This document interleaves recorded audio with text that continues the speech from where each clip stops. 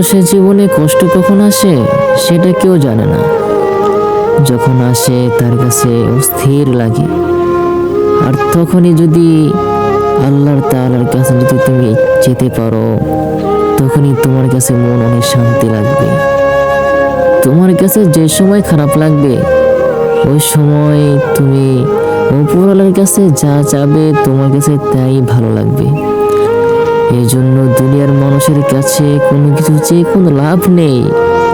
আল্লাহ রাব্বুল ইজ্জতের কাছে যখন আমার মন খারাপ হবে তখন যদি আমি চাই তখন অনেক ভালো লাগবে।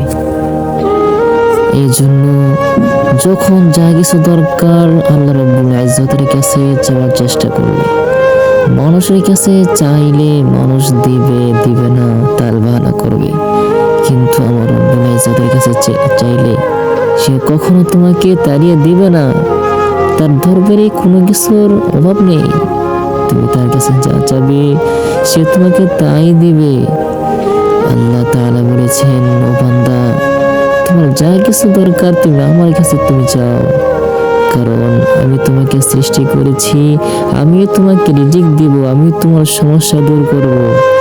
এই জন্য সব সময় আল্লাহ তাআলার কাছে মন খুলে চাও। আল্লাহ তাআলা তোমাকে তাড়িয়ে দিবেন না।